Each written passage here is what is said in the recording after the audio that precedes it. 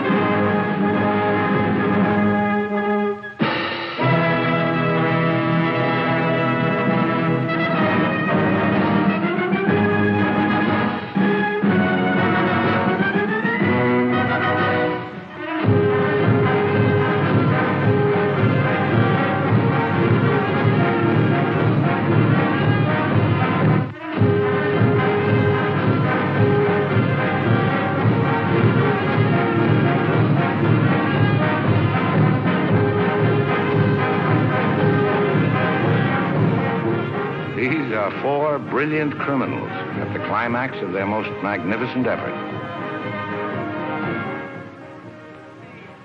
This effort began 6 months ago in Porto Verso, where we were all to board the ship for Africa. And they were my associates in a quest for uranium. An element not one of them knew the first thing about, except that they'd heard you could get dough for it. Big dough. Who? I mean, what do you suppose they are? Businessmen, does it matter? Well, if we're going to be on a small boat with them for weeks and weeks. I only said they might be fellow passengers. Harry, we must beware of those men. They're desperate characters. What makes you say that? Not one of them looked at my legs.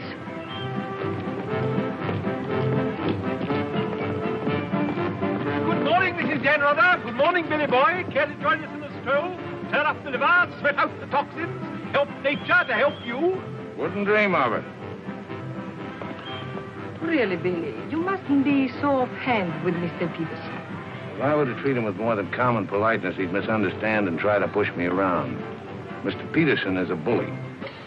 Billy, huh? Did you see this? That man in London has been killed. What man? Paul Van Meer, high-ranking official in the Colonial office, was stabbed to death early this morning by an unknown assailant outside a club in Soho.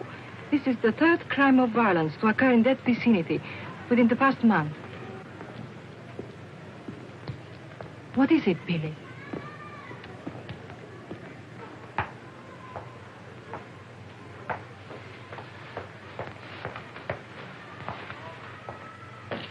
In heaven's name, Billy, say something.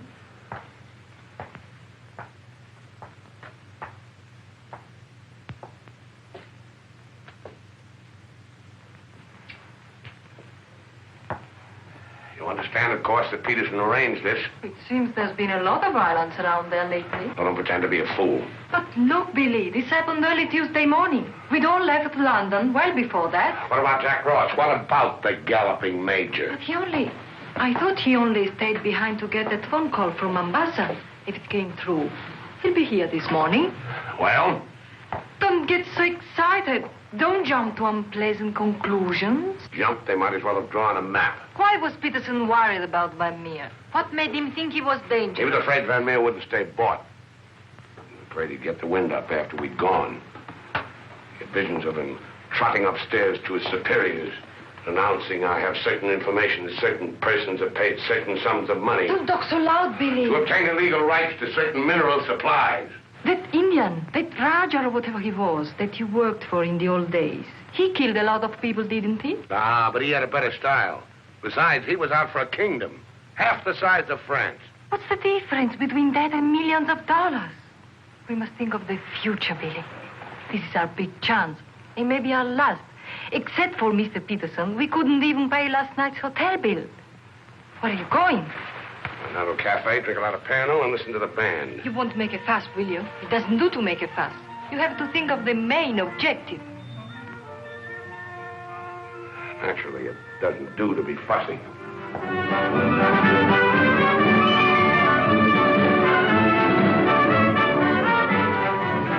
It's your move, Gwendolen. Glasses.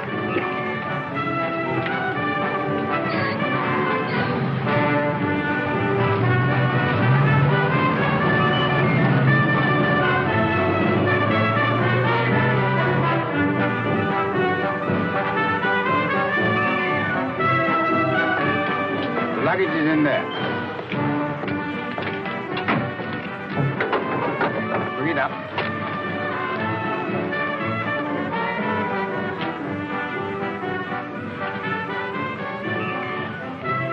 Harry, look, the desperados. Shh. Not quite now, Convict Billy. Hard liquor before noon. I'm celebrating. Celebrating what? The safe arrival of the Major. He came galloping in a minute ago looking tired but satisfied.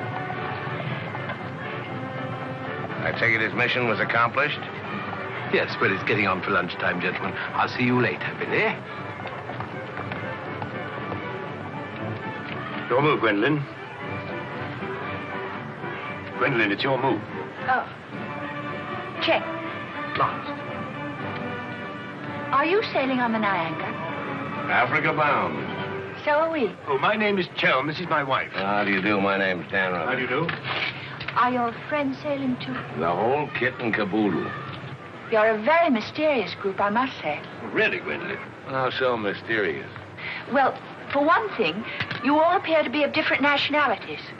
It's your move, Gwendolen. Check. I have a theory about you and your friends. Correction. My associates. As a matter of fact, I think you're doctors. Evil ones, I mean. You're going to the heart of the jungle where human life is cheap to perform ghastly experiments which require the sacrifice of thousands on the altar of science. You must excuse my wife. She has a very lively imagination. Check me. I don't know how you expect me to play a decent game when you keep talking all the time. Harry's been all out of sorts today. Usually he's a wonderful loser. Good morning, Mr. Dannreuther. I bring you the captain's compliments, along with the sad news that the sailing of the SS Niagara has been postponed. Now, look here. This boat is definitely, most definitely scheduled to sail at 2400 hours. Scheduled, Mr. Chelm, but not, I fear, destined to do so. Propeller gone, or is the captain drunk? Oh, of course the captain is drunk. But the real trouble is with the oil pump. Well, it's not good enough. Simply not good enough. Quite right, sir. But you're putting it too mildly. The present oil pump is no good at all. Well, how much delay does this mean? To locate, bargain for, purchase, and install a new one will require, I should say, more than a day, less than a fortnight. Utter, hopeless inefficiency. Probably it isn't the oil pump at all. Just making it an excuse to hang about and pick up extra cargo. Guns or opium? I wouldn't be surprised if she turns out to be a smuggler. What a miserable place to be stuck in. Squalid, fifth-rate port. Ever been in Forteventura before? No, I don't know this part of the world at all. Oh, I thought not. Otherwise, you wouldn't be so upset about staying. Magnificent country. Ruins to visit by moonlight, fine stretch of beach. Back there in the hills, one of the few spots left in the world where you can get decent food and drink. It's called the Blue Pavilion. I insist you give me the pleasure of having dinner with us tonight. Oh, that's awfully kind of you, but... Us? You and your associates? My wife and me. The committee? Oh, Mr. Chelm, I want you to meet a friend of mine. This is the Galloping Major. The committee wants you to toddle round. Okay. Right away. I'll be along. Better toddle. I said I'd be along. They don't like to be kept waiting. I'll lay on a car. We'll meet in front of the hotel at 6. Arrivederci. Dannreuther. An American, I suppose. Anyway, I quite like him. Time. 24 hours in the day, 1,440 minutes for somebody else to get busy on the same idea as ours. We ought to have got the plane and flown out, as I said from the start. You remember I said it, O'Hara? My name is not O'Hara. It is O'Hara. You hear? Mr. O'Hara. Yes, Mr. O'Hara. But you remember I said it? I said we ought to take a plane. Time. What is time?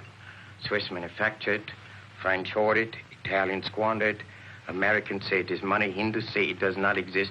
You know what I say? I say time is a crook. If we took a plane, we'd be there inside 15 hours. Instead of who knows where. I don't want any more talk about flying. The sky is for the birds. My feet are on the ground. Both of them.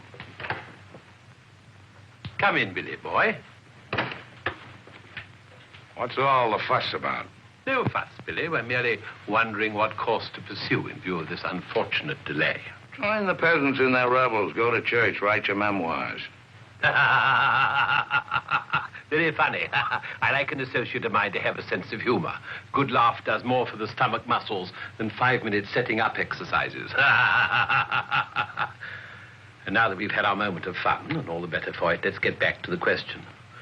Doesn't this delay call for a cable to your friend in British East? Mustn't send cables. Can't you get it through your heads that the population down there has trained noses? They can smell a uranium deal like a cat smells fish. But aren't you afraid, Billy, that when our little party doesn't show up on the date you said, aren't you a teeny bit afraid that your friend might use this as an excuse to begin negotiations elsewhere? If my friend were looking for an excuse, you'd find a better one in the morning papers.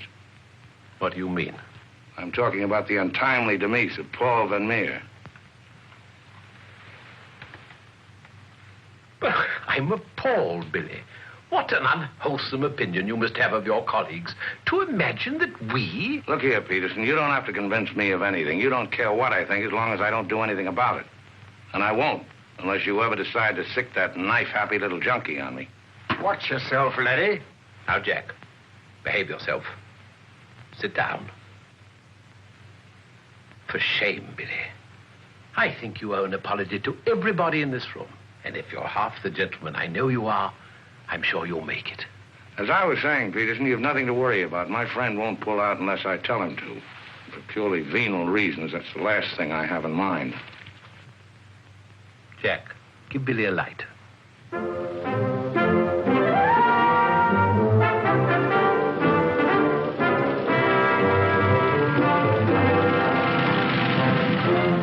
What a wonderful car. It looks as if it had won the Grand Prix d'Elegance many years ago. Oh, it did. It was built for Oraposo. You know, the bullfighter. He had it made this way so he could stand up and take bows. He only got one ride in it, bequeathed it to me on his deathbed. Well, here's to Oraposo. I hope you like champagne. You mean it's yours? Well, I gave it to my former chauffeur, the fat bandit in the front seat. Harry, look at that wonderful villa. Well, that was Bertie Crampton's. Oh, you mean Lord Crampton, in Gloucestershire. His family acres marched hand in hand with ours. Gloucestershire, the cathedral towns, trout fishing, garden parties. What a beautiful life. You know England well? Emotionally, I am English.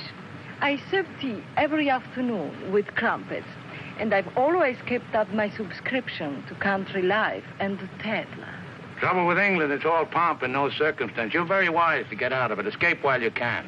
Well, I'd hardly describe myself as escaping. Simply so happened that a relative of mine, first cousin actually, who died recently, happened to be the owner of a coffee plantation. Africa's the place now. You talk about the diamond boys, the gold boys. They just skimmed a little off the top. Potential mineral wealth of Africa's hardly been scratched. Now, there is a villa. Big. Well, that's the Villa Capriccio, famed in song and story, a 3-star attraction in Baedeker. Well, whose is it? Well, the bank's on it now. It used to be mine. Yours? Yes, I brought old Charles over from Fouquet's. You know, the old Fouquet's, to run it for me.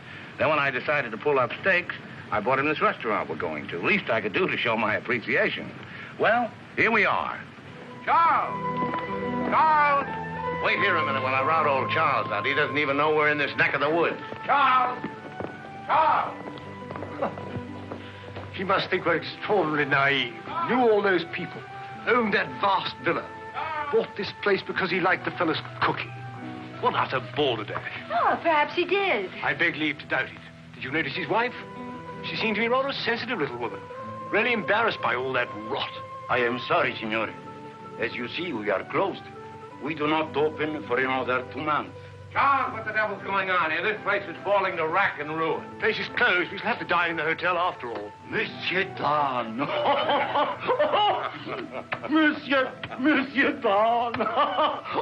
Madame, why did you not let me know you were coming? You did not say you were with Monsieur Don. Nothing is close to Monsieur Don. Good to see you again, Charles. It's been too long, Monsieur Don, not since the night you left the villa. Remember your farewell party. I've tried ever since to forget it. Remember how in the morning we escorted you to the train with violins playing, and everybody cried, like when a king you love very much leaves his country. Aren't you dressed yet? Do I appear to be dressed? Do dress, do hurry. It's the most wonderful day. And Billy wants us to drive out and see his villa. His former villa. Obviously, I can't go. I've got a chill on my liver. What a miserable place to be ill. And you forgot to pack my hot water bottle. You packed it. Gwendolen, I distinctly remember. Hello. Oh, hello. No, I'm afraid we can't. Harry has this wretched chill. Give me the telephone. Chelm here. Yes. Quite. Absolutely. A hot water bottle. That's very, very good of you, old boy. Look here, Dannreuther, would you mind very much if my wife went alone? She enjoys this sightseeing sort of stuff, you know. Splendid. Splendid. I'll send her along. You know, Gwendolen, nowadays, one simply cannot afford to dismiss people just because they're not one's sort. One has to try and bridge the gulf. After all, it's a new world we're going into. One's got to take it as one finds it. Face it. Use it. Master it.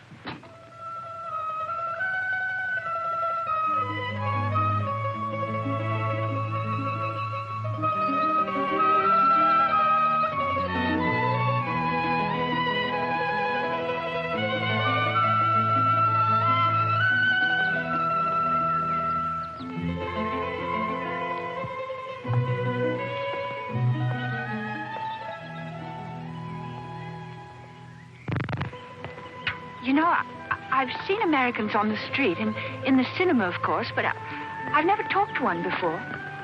Are you a typical American? I think it's important that I should know. Why important?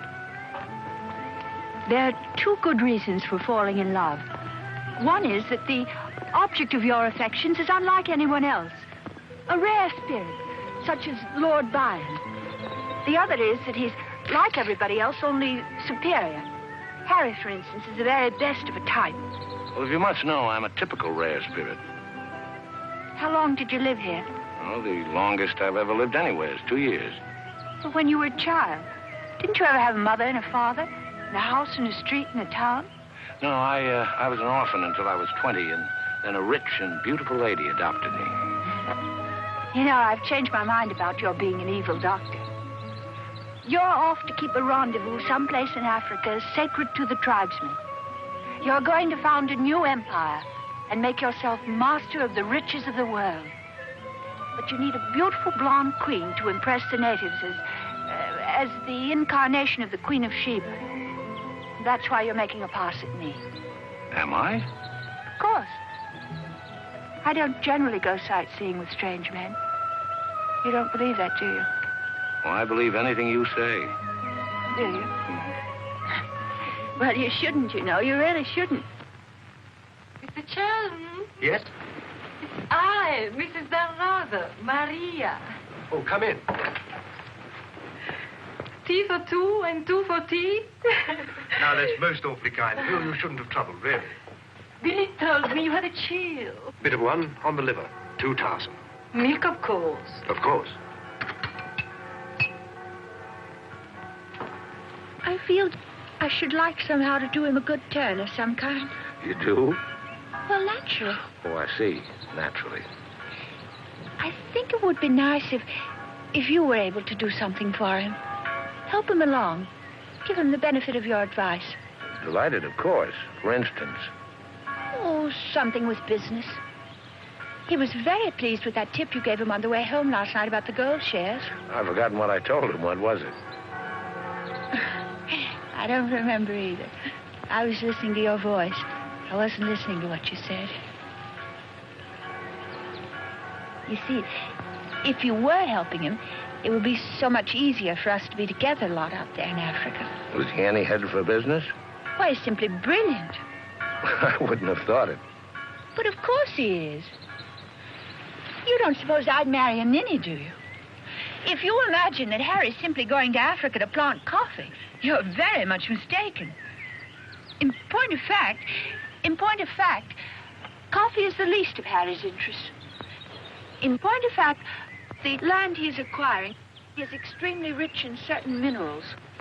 Minerals which are indispensable to the production of atomic energy. Harry's land simply teems with uranium. Wouldn't surprise me to see him become the uranium king. So you see, my husband isn't such a ninny as you may have imagined. It might very well be worth your while to go in with him. The potential mineral wealth of Africa has hardly been scratched. Well, I was telling you last night. Well, of course. It's a well-known fact.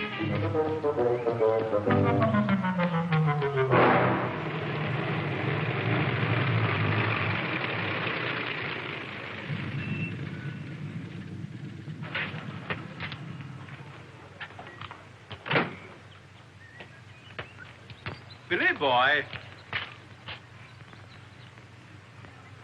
Had a happy day? Very. I'm so glad. What an attractive woman Mrs. Chelm is. Is that what you called me over to tell me? Who are the Chelms? They're English going out to British East. They have a coffee plantation. Any money in coffee? No, but there's a type of Englishman goes off to coffee plantations without caring whether there's any money in it or not. Relatives leave them coffee plantations and they go out to them. But why this sudden interest in the Chelm? I just like to know who's making friends with my friends. Well, now you know.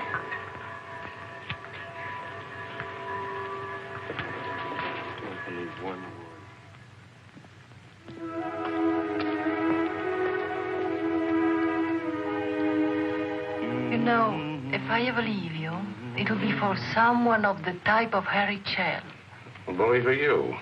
I suppose that type of Englishman is like a story I once heard.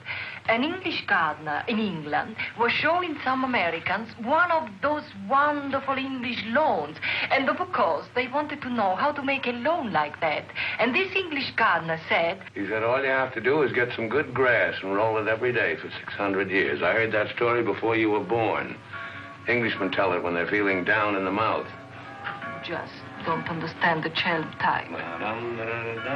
You're not even listening. You never do. Someday I'll say goodbye and you won't hear that either. One day I shall really meet my type and run off with him. And you'll be simply amazed. That's possible. George Moore said, I learned it by heart years ago. He said that each great passion is the fruit of many fruitless years. Judge Moore was a very distinguished English writer, you know. Except that he was Irish. Cheer up, sugar. If I make $1 million on this deal, I'll buy you an old English lawn, one we can roll up and take with us.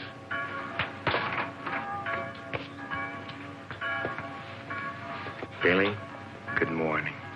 What's our wide-eyed Irish leprechaun doing outside my door? Why do you always make jokes about my name, huh? In Chile, the name of O'Hara is a tip-top name. Many Germans in Chile have become to be called O'Hara. Good morning, Mr. O'Hara. Madame, my respects. Perhaps Mr. O'Hara would like something to drink? Yes, maybe perhaps a little whiskey, huh? Very weak, please. What's this visit in honor of? Oh, just wanted to have a little talk with you. Okay, but make it fast. Fast? I give you my word, Billy. I give you my word. I feel to you like an older brother. Oh, it's not so much the difference of age. It's probably, yes, the reason is because I come from a culture which is so much older than yours in my country. A child 6 years old is older in his heart than you'll be at 60. It smokes, it drinks, it philosophizes. At this rate, I'll be 60 before you get to the point. The point is that Peterson, Ravello, myself, we are the principals in this case. We are in with the money. We cannot switch around and turn and But an agent, it's easy to imagine that he could conceivably doesn't feel himself quite as irrevocably committed as Peterson or... We're fellow passengers, I believe. Not quite yet, would you say? Too sadly true. By any chance, you don't happen to have seen your Mr. Dannreuther about? I don't think Billy's up yet. Not 11. He's rather a late riser. But he said it. Well, anyway. I shouldn't put too much stock on what Billy says, particularly when he's had a few drinks. It's not that he means to break his word, he just forgets that he's given it. Charm and dependability so seldom go in one package. There are exceptions, of course. Your husband, I imagine, from his manner and behavior, is one. Oh, yes, very. Well, quite, I mean. I'm so looking forward to meeting your husband and having a chat about Africa. By all means. I understand he's in coffee? You make it sound like a total immersion. Part of Africa we're going to is due for some pretty important changes. In my opinion, things will be booming out there before you can say Jack Robinson. I do hope there won't be too many changes. It's completely unspoiled, I hear, with some of the loveliest scenery in the world. I can't imagine anything more lovely in the way of scenery than to have a few acres of gold and diamonds cropping up on a piece of land I bought for a song. Heaven forbid. Next thing there'd be big, ugly holes everywhere and great, horrid machines instead of lovely scenery. Anyway, I don't think my husband worries much about money and business, that sort of thing. Really? I mean, to appreciate my husband's point of view, one has to understand his background. Those lawns, hundreds of years in the making. Those immemorial elms. Those walls hung with family portraits. Generations of them. Those great echoing galleries where so much of English history is being made. Taxes must be terrific on a place like that. What would people like the Chelms care about taxes with their kind of money? I mean, when a family's been a power in the city of London for so long, one of the great financial families. Power in the city? You mean... Oh, yes, of course, one of those Chelms. I'm surprised you know about them at all. Very few people do. They prefer to work behind the scenes.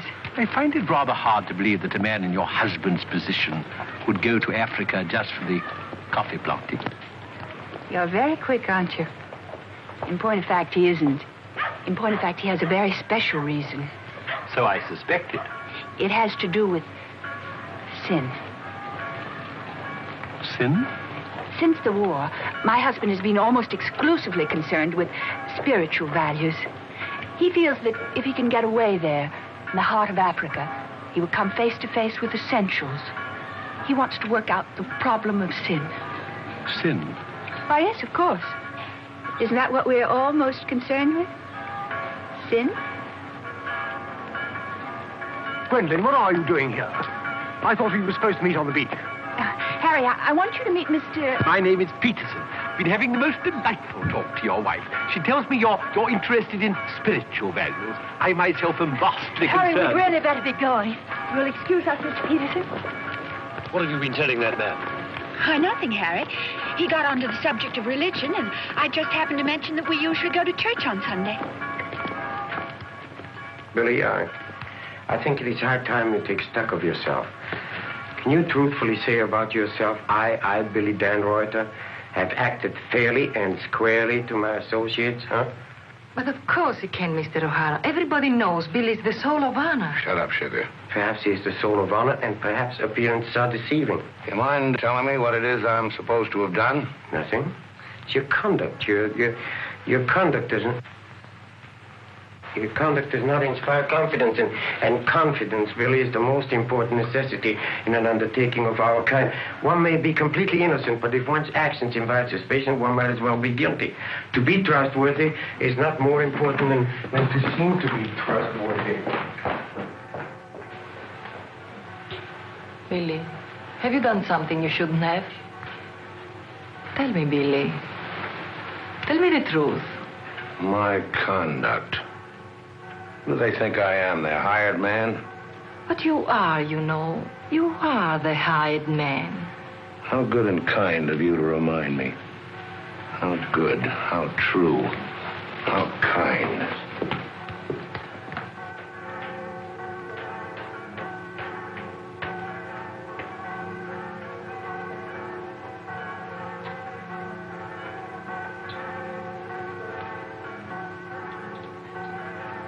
I say, Dannreuther, good to see you. How about a drink? Well, Oh, come on, my dear fellow. Let me buy you a drink.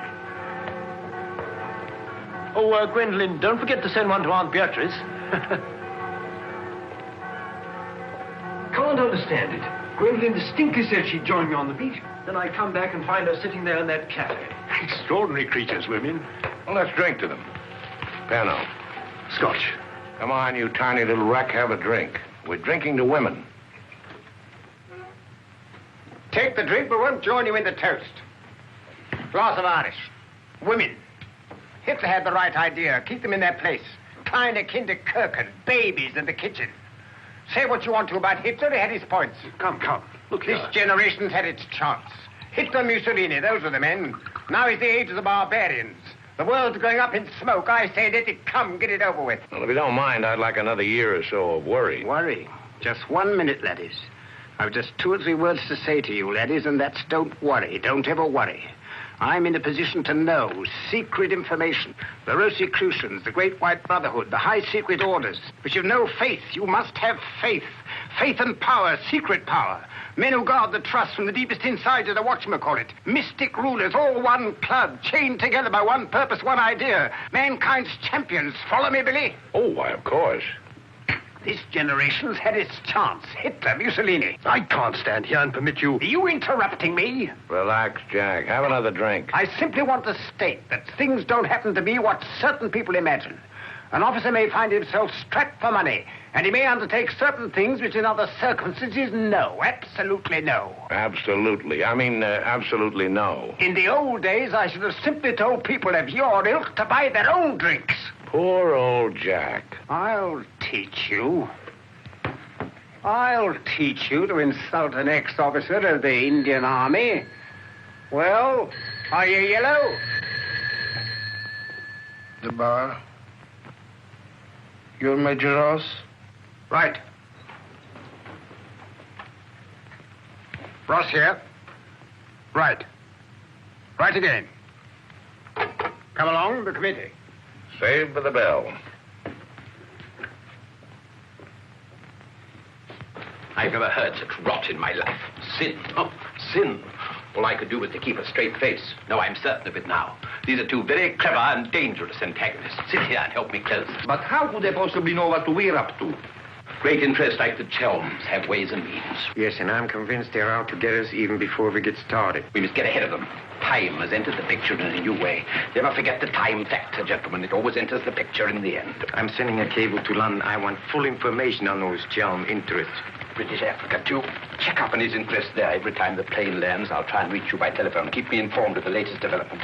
Dannreuther, that lying, swinish, rum-swilling double-crosser. What pleasure it would give. No, you can't at the moment. We need him. Right now, we need that swinish, lying double... Did I hear my name? Rub-a-dub-dub. 3 men in a tub. Tub? Oh. Been a change of plan, Billy boy. You and I are leaving for Africa. How's that? You and I are flying to Africa by the next plane. Oh, what's happened, Peterson? Must be something important to get you on a plane. Perfectly simple, Billy boy. The trouble with the oil pump and the general uncertainty about when the Nyanga will sail forces me to sacrifice my personal comfort. I prefer to fly rather than run the risk of arriving too late. Well, there's also such a thing as arriving too early. What do you mean by that? Well, the land doesn't come up for auction for a couple of weeks. My friend can't make his move until then. If we sit around British East all that time, somebody's going to start wondering who we are and ask questions. Is that your real opinion, Billy, or are you just looking forward to a long sea voyage with the attractive Mrs. Chelm as your companion? Or perhaps you have even other reasons? Such as? That's for you to know and for us to find out. You'd better get your packing done.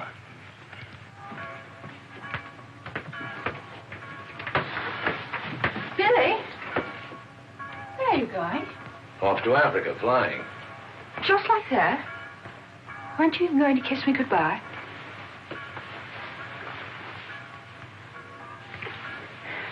I wish. Don't say it. What? That you wish we'd never met. You'll be coming on the boat, and in Africa we'll get together and... I think I hate you. Letting those revolting men order you about. Don't deny it. I've watched them. They treat you like a servant. They say, hop it, and off you hop. I know what it is. They have a hold on you. Some black secret that could ruin you. What makes you think that? No, it happens all the time. My old Spanish nurse told me that half the people in the world would be ruined at once if everyone told what they knew. But couldn't you let them done away with? I mean, you must know plenty of people who could bump them off. It probably cost a good deal, but it'd be worth it, certainly. Well, it's not impossible, except that afterwards I wouldn't have any money. This way I stand to make a lot. Millions? Maybe. Then perhaps your connection with those men isn't quite so undignified as I thought. Those millions, would they be pounds or dollars? Well, either way suits me. No, that's very careless of you. The state of the pound is so uncertain. You must think in terms of hard currency. Maybe I should hire you to handle my affairs. You could do worse. I'm awfully intelligent, really. Come along, Billy boy. The car's waiting.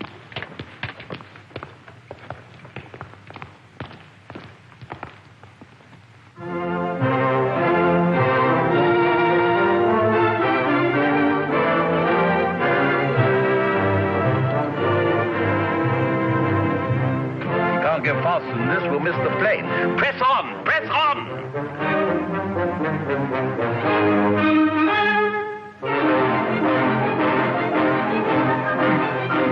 High posting.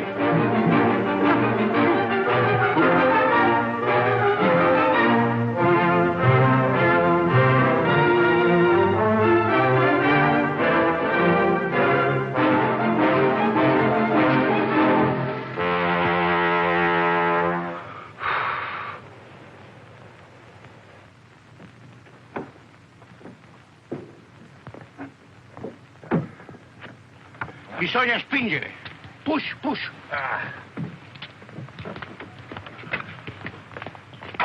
Come on. 1, 2,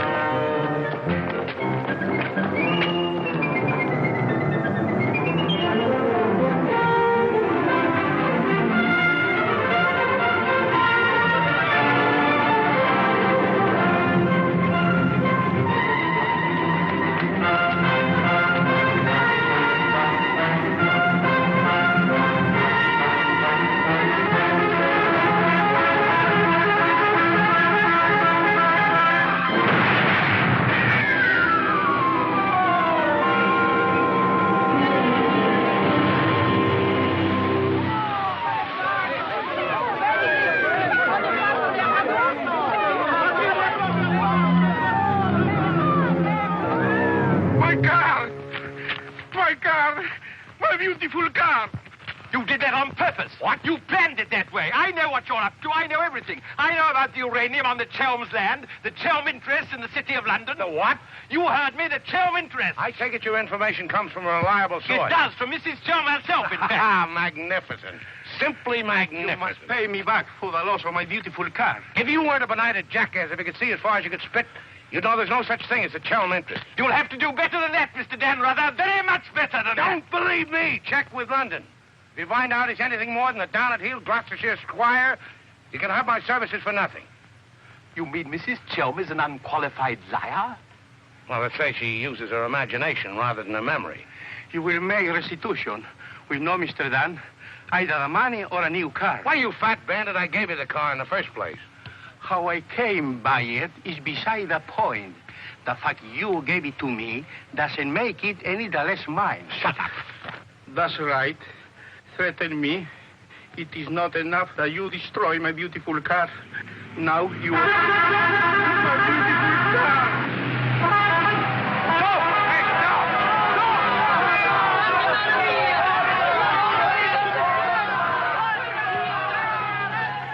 More than anything, I want Billy to make a grand success out there. Oh, as you care so much about money, I should have thought you would have left Billy for some rich man. I shouldn't think Billy would mind, really. I mean, neither of you are in love or anything. You are a strange girl. Of course I love Billy. Actually, I adore him. And Billy loves me very, very, very much. That's why I trust him with his little unimportant amours. And what does he say about yours? But, darling, all husbands like their wives to seem attractive to other men. Be sure you explain that to Harry. I'm going back to the hotel.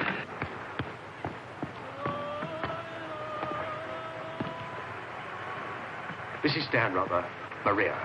I'm afraid, I have some shocking news for you. The boat is not going at all? There's been a terrible accident. Your husband's car drove over a cliff. The people on the bus saw it fall into the sea. It seems almost certain that... What is it? What are you trying to say? He's saying that Billy is dead. It's become necessary to redistribute the stock in our company. Stock. What good is the stock now? We can't deal with Dannreuther's friend. Not without Dannreuther. All the effort, the money, everything went over the cliff with that car. Ravello, you forget the English are very sentimental people. I tell you, there is nothing that Billy's friend will not do for his widow. And in black, she's a very touching figure. Poor Maria, you really have had a wretched time of it. You are very understanding. If only there was something I could do. Just now, if you could bring me an aspirin. I have a headache. Don't move. Just you wait there. I'll be back in a moment. Mussolini, Hitler, and now Peterson. A great man, a great loss. I'm going upstairs and reading my Bible. Why all the gloom? Maria has a headache. What's the matter with you? Go away. My dear girl, I'm as sorry about Dannreuther as you are. But after all, it isn't as if he was one of our oldest friends. I was in love with him. He was a very pleasant acquaintance. What did you say? I was in love with him. Really, darling, have you no control over your romantic fantasies? I loved it. Can't you hear me? I love you. Oh, rot. You're just dramatizing again. By George, you were right, after all. I did pet it. Oh, what shall I do? I feel so I were drowning. He's dead. He's dead, and I'm left in a fool like you. I tell you what to do. Have a bit of shut-eye. You wake up in an hour feeling your real self again, and there'll be no more silly stories about falling for a middle-aged roustabout. So? Oh, please go away. I'll just take these to Maria.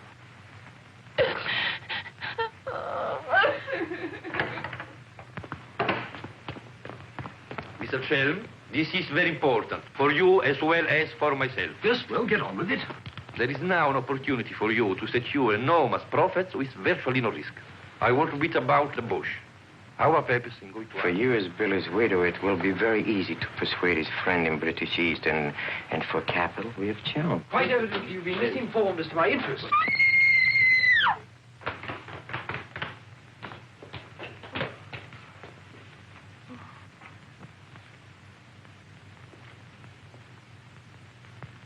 What's the matter with all of you? Somebody dead? Car, it went over a cliff.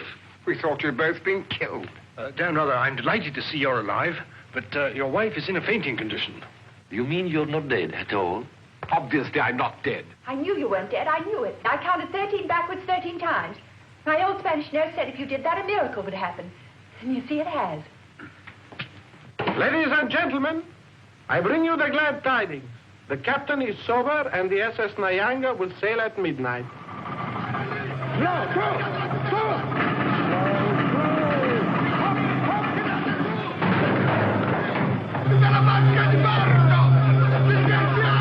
I can't see it anywhere.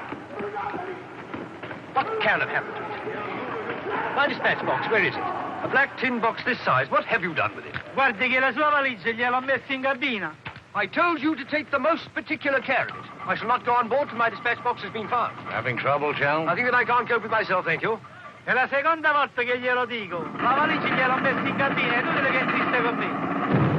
Says he put it in your cabin, whatever it is. Idiot! Why didn't he say so in the first place?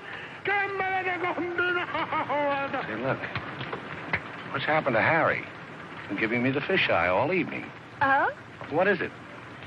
Perhaps it's because when I thought you were dead, I told him I was in love with you. You what? I couldn't help it. It made you seem less dead. And? Oh, he didn't believe me. He thought my nerves were upset. Sort of delirium. He thought it quite a joke. The idea of my inventing a love affair with a middle-aged roustabout like you. That's what he called you. Well, now that I'm back in the flesh, you'll begin wondering about that delirium of yours. I suppose seeing you alive is different from thinking of you dead. You're just great cooped up on that tub with a suspicious husband. Billy.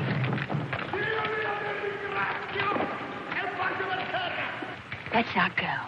What do you mean? I'm asking you to run away with me. Now. What about the millions in hard currency? What's happened to you? I thought you were my shrewd little manager. I've changed my point of view. I thought we'd get to Africa and you'd make your fortune and everything be wonderful, but now I think it's all too risky. Too many things can happen. I want us to cut and run for it right now. You really mean that? With all my heart. Oh, no, that's impossible. Why? Well, for one thing, Mrs. Dannreuther might not go for the idea. She's not quite as sophisticated as you are. Please, Billy, listen to me. I've thought it all out. We'll take the bus and catch an express for somewhere. The shot's not on the table. You're not in love the way I am. If I loved you 1,000 times more than you say you love me, it still wouldn't make any difference. I've got to have money. Doctor's orders are that I must have a lot of money. Otherwise, I become dull, listless, and have trouble with my complexion. But you're not like that now, and you haven't any money. It's my expectations that hold me together. You really mean that, don't you, darling? Sure, I mean it. And your main reason for wanting lots of money is so that you'll be ever so attractive and I'll love you more and more. That's right, baby. I'll help you, Billy.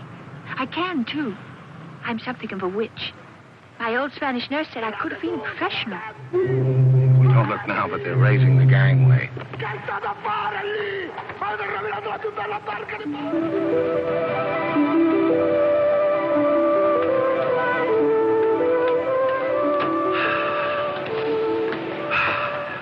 The air, ozone. What a pity we can't bottle it, gentlemen. What a fortune we'd make.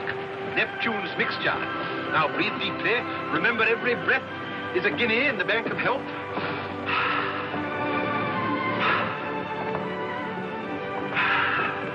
Good morning, Chelm.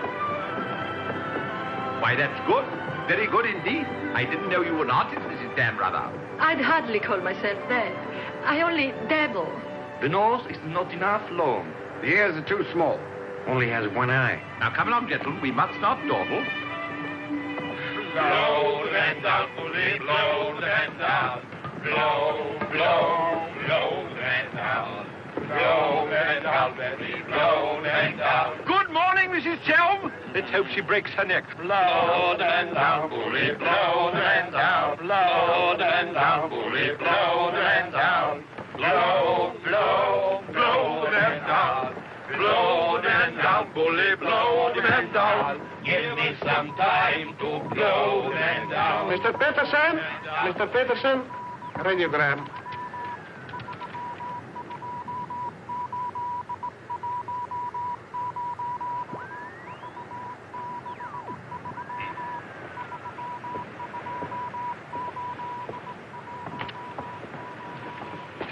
No Chelm Estate, Gloucestershire. Stop. No Linda Gentry Chelms. What do you make of that? He's not a Gloucestershire squire. Like Billy said. Just as I was beginning to take Billy at his face value. But if he's not what Billy said, then what is he? We are at sea again, gentlemen, in more ways than one. Mystery, more mystery. Billy is a liar. Heaven only knows what Chelm is. CID, maybe. You borrowed my thought. What to do? What to do? The time has come for direct action. You remember last night when we came on board? The fuss he was making about his dispatch box?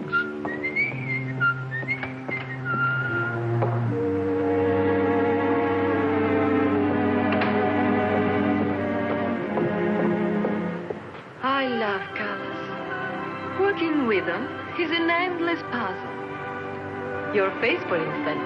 10 minutes ago, it was all brown and pink. Now the light is changed and is chalky white. What? Tinged with green. Green? It must be getting rough. Just a little. Don't break the pose. I don't feel very well. I think I'll go below and take a pill.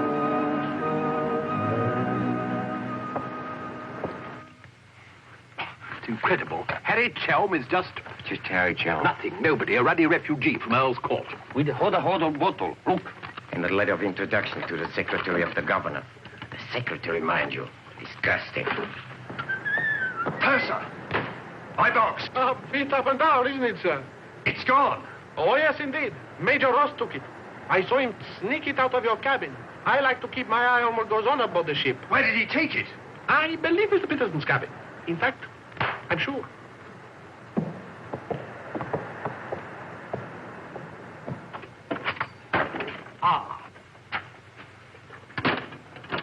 And now may I ask what explanation you have to offer? He forgot his hot water bottle.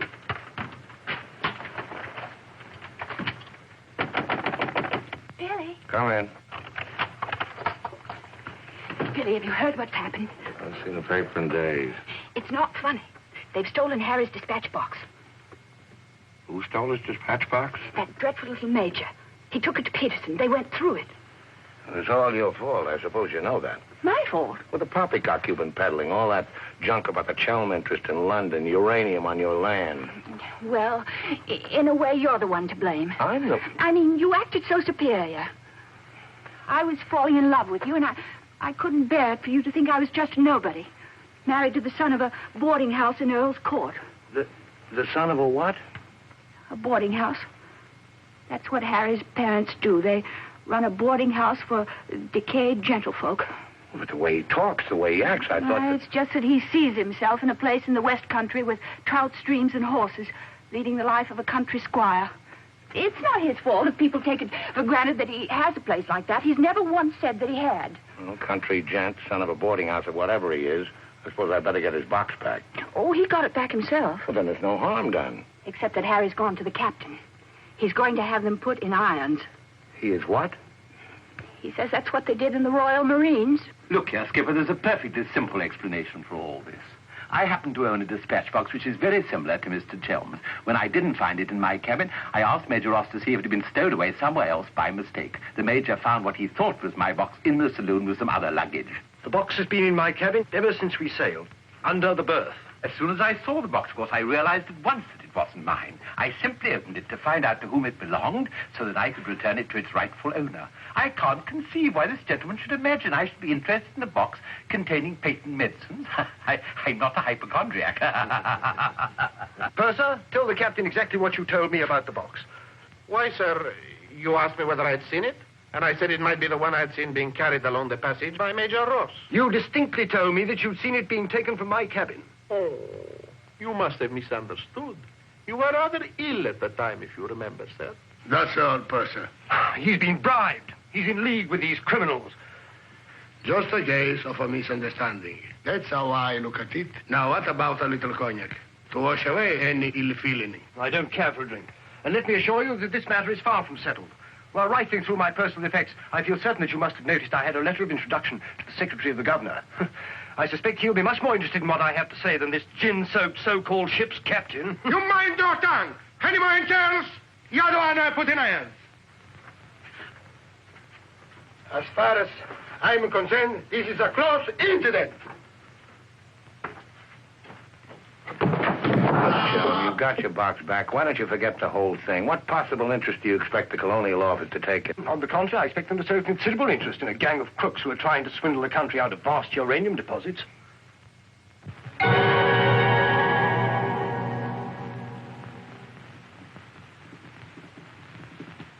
Just one moment, sir. What leads you to believe? This gentleman obviously hasn't seen fit to inform you that during your supposed demise, he attempted to lure me into your nefarious venture. Unfortunately for you, he acquainted me with all the pertinent facts. Facts which I intend to communicate to the proper authority at the very earliest opportunity. I thought you were dead. That's what they told me. Everyone told me you were dead. And if you were dead, we head to a fresh capital. Didn't we? You, Ravello, my own partner, sneak up behind my back and try to cheat me. The milk's spilt. It's no good crying over it. Get after him, Billy. Calm him down. Talk to him. See if you can't get him to change his attitude. I'll try, but I don't think it'll do any good. I don't know why we have to worry about Chelm's attitude. Talk's no good. Conversation never convinced anybody. I say put an end to words. Shut up, Jack. Time factor has entered the picture again. This time, fortunately, it's working on our side. 2 weeks before we reach port. That should be plenty of time to convince our friend, Chelm. I beg you, please end all this trouble. If things go on, either you will be done away with before we ever get to Africa, or you will leave and denounce Peterson to the authorities, and that will be the ruin of all my plans and hopes. In the long run, you'll do much better to get clear of these people. They're thoroughly undesirable. The long run. I'm tired of the long run. I am not even thinking about them or about myself. It's only you that concerns me, Harry. No need to worry about me. Ever since I met you, you fill my thinking. You are becoming an obsession. Don't you understand, Harry? I am deeply in love. Maria. My dear.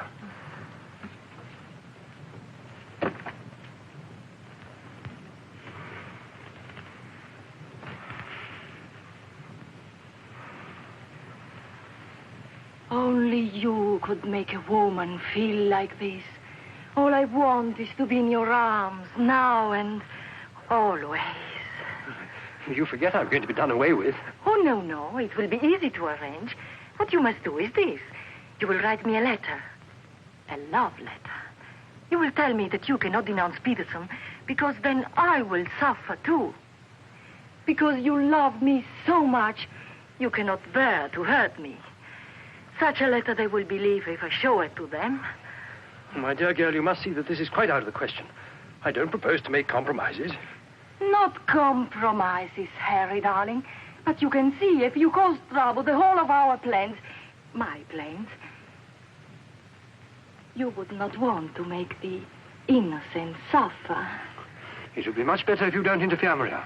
I must handle this as I see fit. Then you intend to go ahead with this business, tell stories and ruin everything? It will be much better if you cut loose from these people. No happiness can come from such an association. Harry, I'm asking you not to do this. Please, write a letter. Then there will be no trouble for you, no trouble for us, no risk when we get to Africa. I'm sorry, my dear. We English are a very pig-headed lot. You think you can get away with this? But Maria, my dear good Maria, listen. First you made love to me. Now you tell me you will ruin me. You'll forgive me, but it was you who made... Oh, shut your trap. Go on, do what you like. You think you're such a brave man.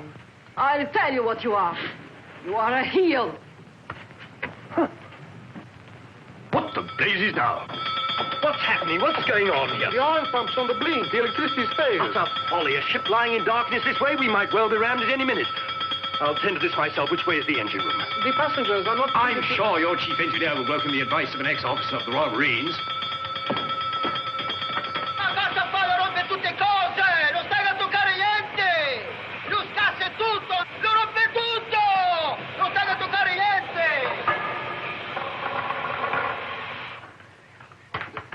Look here, you fool. Are we simply abandoned to our fate? I insist on something being done. For instance? Well, give out the lifebelts. Organize the boat drill. The clientele are requested to remain calm. To remain calm? Does the captain feel no sense of responsibility for the lives of his passengers? It's my opinion that the captain doesn't feel much of anything at the moment. Do you mean to say he's drunk? The fellow ought to be made to walk the plank. I'm afraid just now he cannot walk at all. But this is outrageous. Oh, sit down, old man. What have you got to worry about? We're only adrift in an open sea with a drunken captain and engine that's liable to explode at any moment. It's a perfectly ordinary situation. Happens every day. But just in case any of you are still at all anxious, let it be known that Mr. Chelm has taken charge in the engine room. Who's taken charge? Harry, and he'll foozle it for sure. Shall I get out the hymn books? Your husband claims to have learned all about engine and such things when he was an officer in the Royal Marines. If he ever was. In point of fact, not only was he an officer, but he once won a medal for jumping into a sea of fire to rescue someone. It's only a bit of wreckage, not a man, but that wasn't Harry's fault. Just a slight error in judgment. Oh, the lights, they come on. You must have fixed it. Impossible. The engines are turning. We are underway. I still say it's impossible. Ladies and gentlemen, may I have your attention for a moment? I'm happy to inform you that the oil pump is now in perfect working condition. Putting it right was no great accomplishment for anyone with the slightest mechanical bent. Anyhow, we may now proceed without further delay and in absolute safety. Oh, Harry, you did. You fooled it. But when you wrecked my ship, where is your terror? Forward, please. Captain wants to see you. There you are. You devil! You wrecked my beautiful ship! Nothing of the sort. Some scallywag down there sabotaged my work out of pure malice. You explode my engine! Keep your head down. Let's all behave like little gentlemen. I don't understand, Mother. I can handle the brute. What's happened now? Do we get the life of bail? Do we abandon the ship? There's no immediate danger. The passengers were pleased to return to the saloon.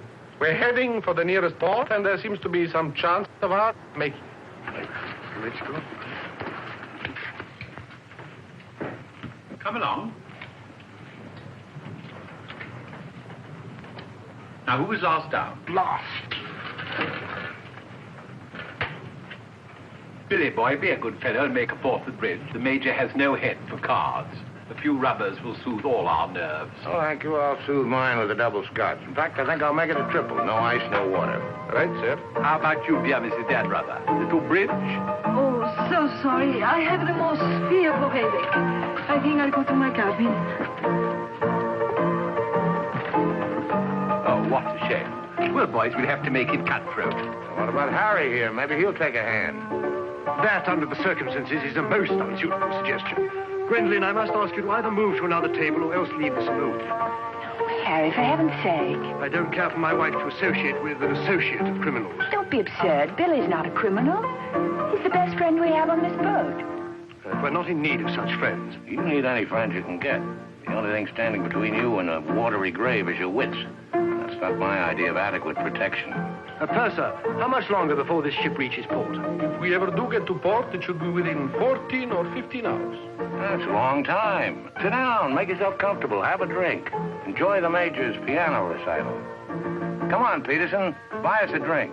I'm afraid I can't accept hospitality from persons who I intend in a few hours' time to denounce in a place of justice. 2 spades. I admire your sang-froid, Mr. Peterson. Or perhaps you don't think I'm serious. We shall see. 3 clubs. Gwendolen, are you going to do as I say? Not when you speak to me in that tone. Not when you try to order me about. In that case... Where are you going? On deck, where the air is less polluted.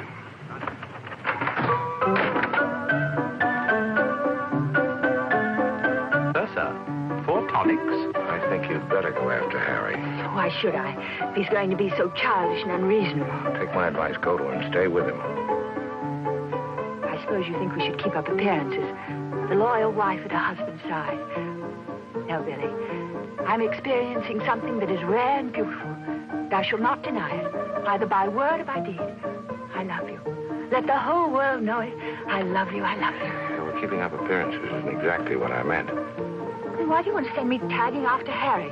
He's being such a deadly bore tonight. Deadly, but not dead, not yet. What do you mean? They killed one man just because they thought he might try to get in their way. Now, handsome Harry here is certain to blow the whole thing wide open. They killed a man? Really? Who? Just a man. Well, for all Harry's being too tiresome and my loving you to distraction, I still wouldn't want to see him done in. He has some perfectly darling traits, really. I mean, like always remembering one's birthdays. No, we simply mustn't let anybody murder Harry. Well, keep him in your cabin. Never let him out of your sight. Keep him under lock and key. Oh, Billy, that awful music. It's so loud. It comes right into our cabin. Peterson, tell the Major to soft pedal it. And while he's about it, he might change the tune. Oh, don't you like it? It's one of my favorites. I'm afraid he doesn't know any others. Do you, Jack?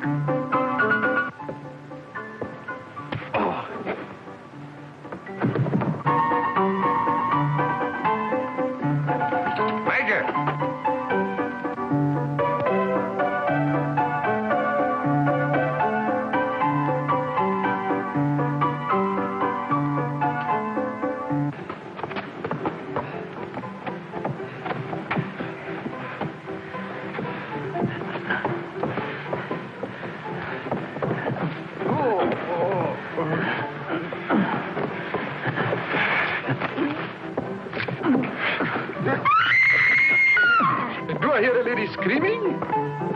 One down. Captain!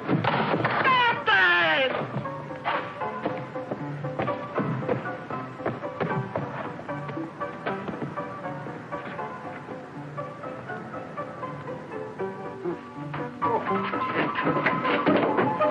What happened?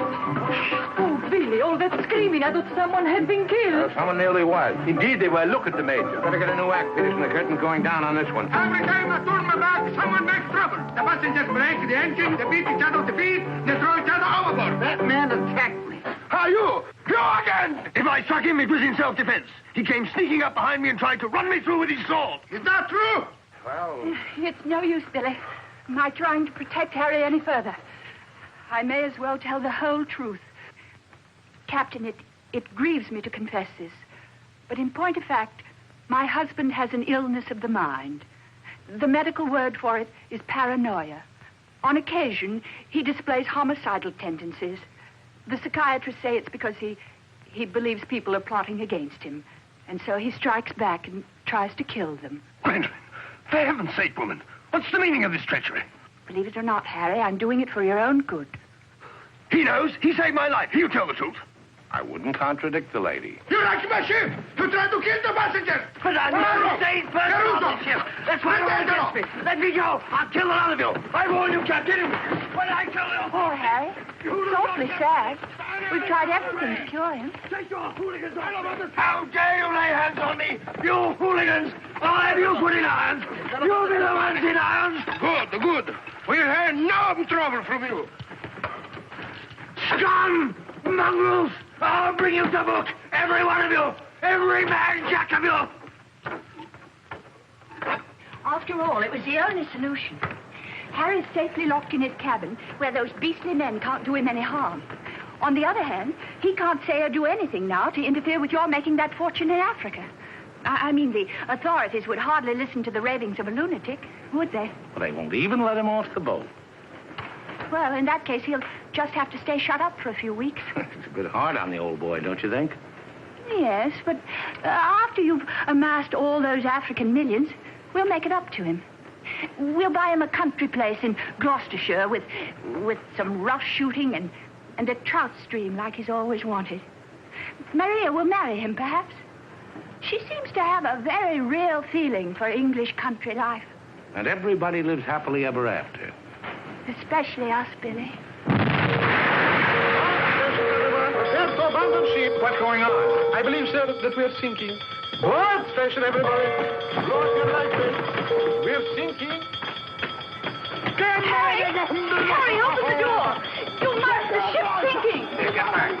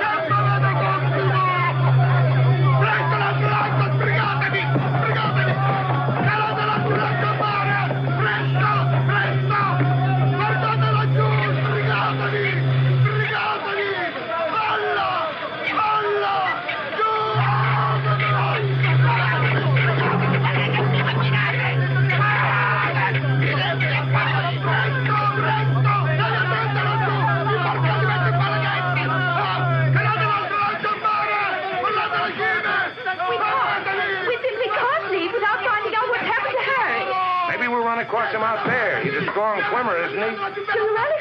I don't say we will, but it's possible. Anything's possible.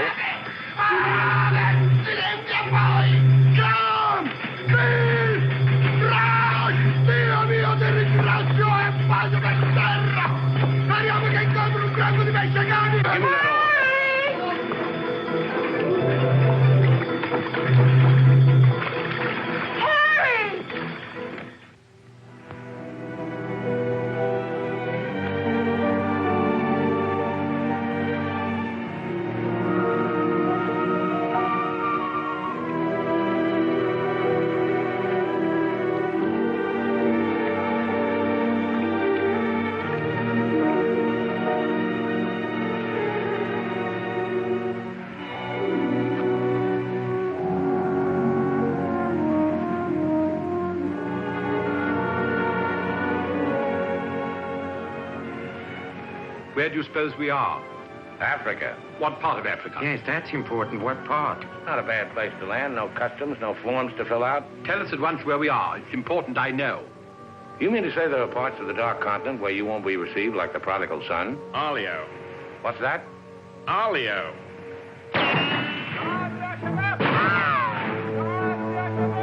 Better get down, everybody. Oddio, mamma mia! Arabs! Oddio, mamma mia! Get rid of your passports, boys.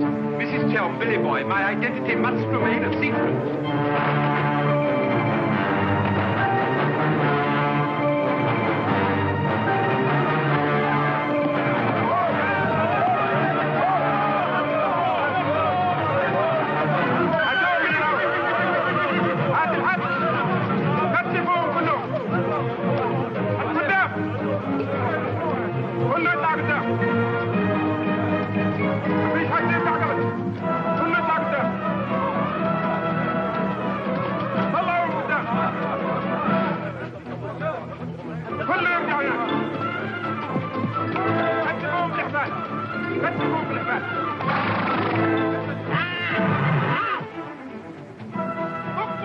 Olio, what's that? It was a company that sold arms to the Arab legions.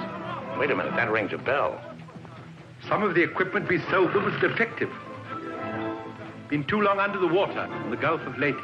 The Arabs claim they lost the war because of rusty guns and dud ammunition. For heaven's sake, be quiet. If you go on like that, I'll see you drawn and quartered.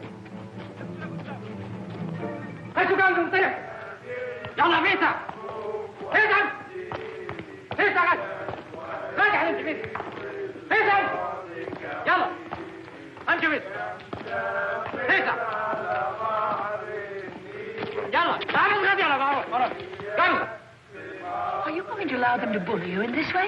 Why, it's simply... Shocking. Harry wouldn't have let them do it. He had a sense of dignity. I have a sense of survival. Billy, what is going to happen? Do you think they will torture us? Just let them try it. I'm a British subject. I wouldn't say it too loud.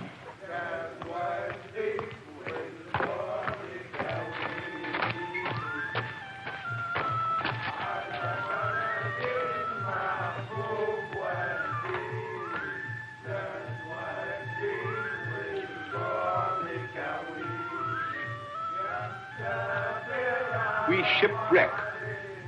Big boat, go down. Bottom ocean. We take little boat. Row all day, row all night. Savvy? There's only one way to deal with these swine. Walk up to them and kick them in the belly. Show them who's boss right away. We sight land. Your land. Praise Allah. Come ashore. Suddenly, boom, boom, boom. No good way to treat shipwrecked people. You will please to hand over your passports.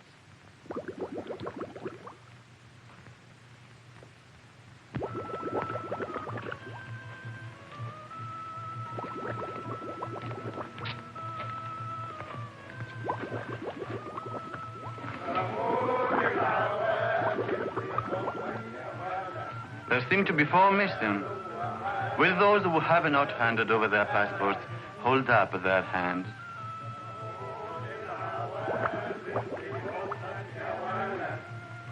All left on board ship, Your Excellency. A terrifying experience. An incompetent crew, a burning ship, put overboard in a small boat at dead of night. What was the name of the vessel? The SS Nyanga. She's a Portuguese ship. I will investigate whether such a ship has been reported lost at sea. Well, does it stand to reason, Your Excellency, we should come to this shore in a small boat if we'd not been shipwrecked? Our country is in a state of unrest. Oh, I am sorry. Agents of certain foreign governments sometimes try to enter it by stealth, hoping to fan the flames of revolution. Therefore, we check carefully on the activities of strangers. But surely, Your Excellency, in our case, one look is sufficient to convince you of our innocence.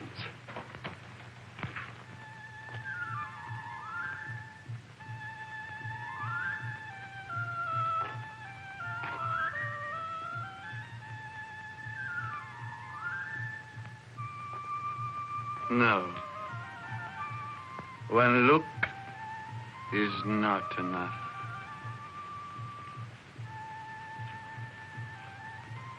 If you think we're the enemies of your country, the logical thing is to boot us out. Send us packing by the first available boat or train.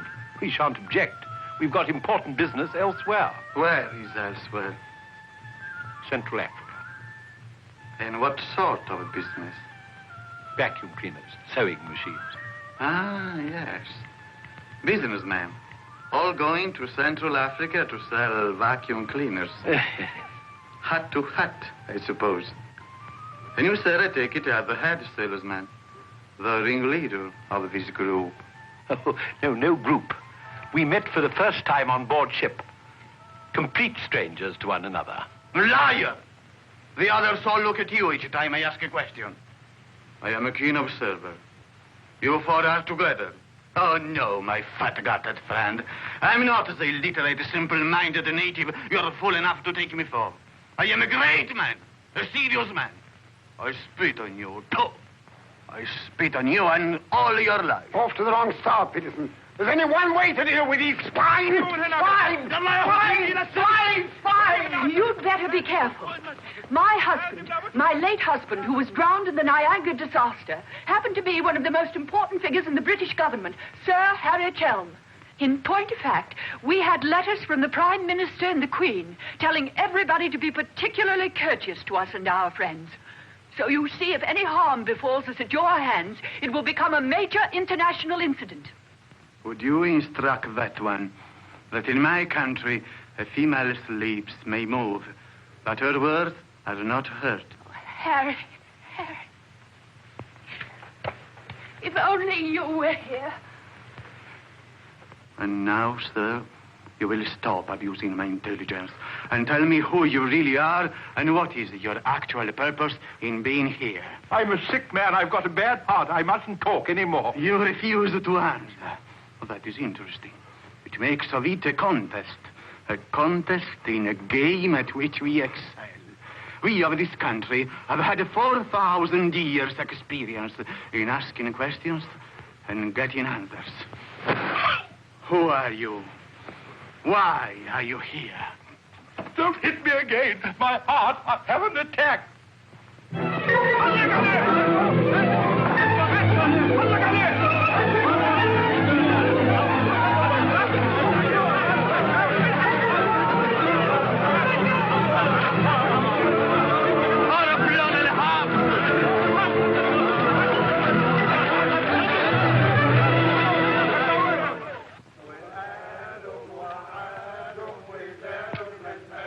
Billy's led a thoroughly decadent life. Must say, I thought he had more backbone than that. Backbone. Either you have it or you haven't. You see the beating I took at the hands of that great ugly brute without even flinching. Billy was crazed with fear before they even laid a finger on him. Tell me more about Rita Hayworth. You really know her very well. Do I know Rita? Do I know her? I'll give you a letter of introduction. She'll fall an immediate victim to your charms. You really think so? Oh, but certainly a man like you, suave, intelligent, darkly handsome. You have everything, Ahmed, except money. And if you listen to me, a boat will be placed at our disposal, a very slow boat, so that Fat Gut's check will have plenty of time to clear. And you will trust me for your share? Does one man of the world ask another to trust his own brother? Oh, no, Ahmed. You give me a check for half. Your demands are very great under the circumstances. Well, why shouldn't they be? Fat Gut's my best friend. I will not betray him cheaply. You are certain that you are the friend of the peerless Rita? Come, Ahmed. Mine back to business. Very well. 50-50. Oh, by the way, Fat Gut's nature is noble like ours. He might try to bargain. I do not bargain with a puffball like that. It's beneath my dignity. It'll be dawn soon. The correct hour for a firing squad. But if we have him shot, what about the money? Well, I was just thinking that if he had a volley at the psychological moment, he might not be so inclined to haggle. I believe you must have Arab blood. Westerners are not usually so subtle. يلا يا علي نمسك الراجل الثخين. يلا بينا يلا. Look, Halamite. Look, Halamite. Ah! taking me. I won't go. I demand to see a doctor. Would you say that in Paris, among smart people, the Rolls-Royce or the Cadillac is considered more chic? Well, that's no problem at all. A man in your position should have both. Ah.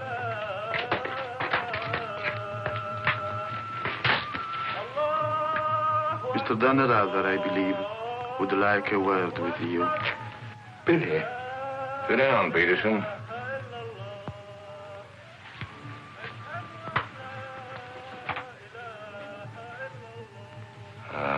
I've been talking to Ahmed here, and he's made the phone.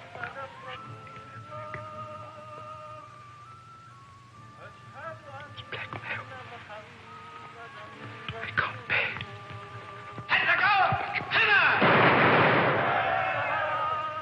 What was that? Firing squad. It's execution day. Will he take a check?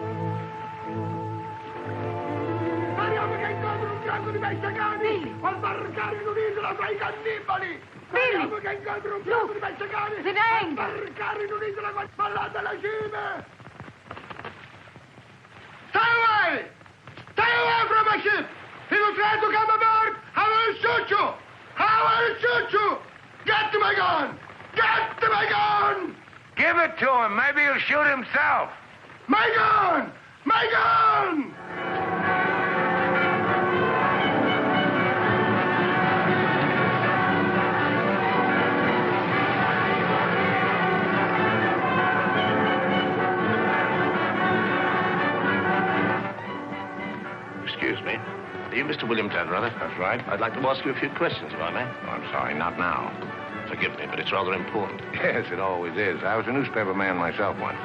Well, you may quote me as saying that everybody was heroic except Mrs. Dannreuther, who ate all our boots. Very amusing, but I'm not a reporter. Oh? Jack, go to the phone, make reservations. The first plane to Nairobi, 6 seats. Yes, and if they don't have any, talk to the right man and tell him if he kicks other people off the plane, we'll make it worth his while. I always said we ought to take a plane. You remember I said that, Mr. Horror. I said we ought to take a plane. Mustn't dawdle, Billy boy. Great deal to do and not much time. Those were the other members of your party? Yes, I'd like to talk to them, too. Oh, what's it all about? I believe you were acquainted with a Mr. Van Meer, now deceased. Peterson, you and the boys better come back down. The gentleman here wants to speak to you, a Mr. Jack Clayton of Scotland Yard. You take your wine here or upstairs, Mr. Dunn? No, we'll have it here. Care to join us in a drink, Clayton? No, thanks. It's a bit early in the day for me. I read somewhere that a Scotland Yard man never accepts a drink from anyone he intends to arrest. Is that true, Mr. Clayton? Quite so. Mrs. Dannreuther? No, I'm Mrs. Chelm. This is Mrs. Dannreuther. Oh, how do you do? Well, I wouldn't dream of alarming you lovely ladies, so perhaps I'll have a glass of lovely after all. Peterson, how do you do, sir? How do you do? Ravello. And, Mr. Horror. O'Hara, Julius O'Hara, delighted. No, I'm the one to be delighted. It had begun to look as though I'd never catch up with you people. That would have been a bit embarrassing. You see, this is the first time I've ever been abroad on an investigation. I've spent quite a lot of money. And my chief can be very sarcastic about the money one spends, particularly if you fail to deliver the goods. Mr. Clayton is presently interested in the Van Meer murder case. The Van Meer murder case? Oh, yes, yes. That fellow in the Colonial office. Yes, I read about that in the paper. It was a shocking affair. According to Mr. Van Meer's appointment book, Mr. Peterson, you had lunch with him at the Savoy a few days before his death. That's quite correct. Mr. Van Meer was expert on African matters. We wanted his advice about affairs in British East. Do you recall the subject under discussion? Vaguely. Crop yield. The native labor situation. Inches of rain. Vaccination. Shorts. How long did you know Mr. Van Meer? Oh, a couple of months. We met half a dozen times. Did he ever make mention of any enemies, business or otherwise? Did he say anything about romantic attachments? I mean, did he name any women? No. I should have been very surprised if he had done. Mr. Van Meer struck me as being every inch a gentleman. Oh, of course. Well, that's all. Unless somebody has anything further to add. I have. I think you ought to know that the business of one of these businessmen is murder. I beg your pardon. Major Ross, I mean. I can't guarantee Major Ross murdered this Van Meer person. I assure you, however, he attempted to murder my husband with a long, thin dagger, which he always carried about in what looked like an innocent swagger stick. Go on, Mrs. Chelm. You see, Major Ross is employed by Mr. Peterson there to do his dirty work. One might say he's a professional killer. My husband found out certain things about Mr. Peterson. Things in point of fact that are a matter of empire, involving, as they do, a plot to exploit our kingdom's uranium resources. And that's why Mr. Peterson decided to have him done away with. Don't run away, Mr. Peterson. That's always tantamount to a confession of guilt. Tantamount is what I call it. More champagne, Clayton? No, thank you.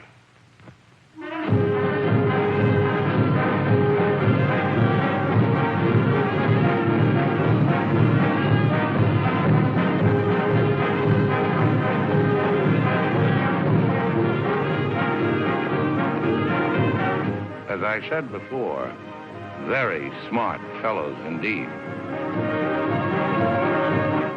Should you ever think of me in Earl's Court, that's where I'll be, helping Harry's parents with the lodgers. Should you ever think of me, try not to let it be too harshly. You kiss her too, Billy, and tell her she's forgiven. Sure. Goodbye, Billy. Bye.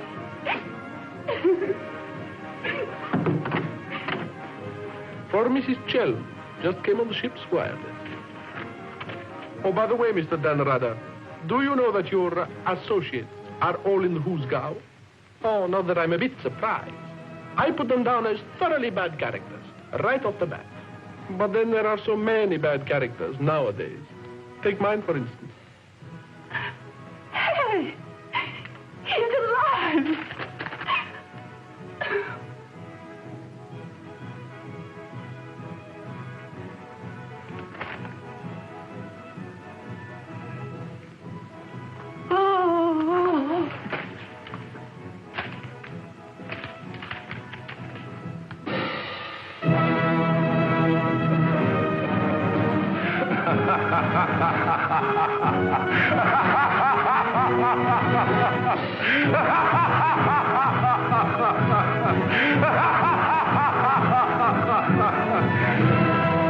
Oh, this is the end.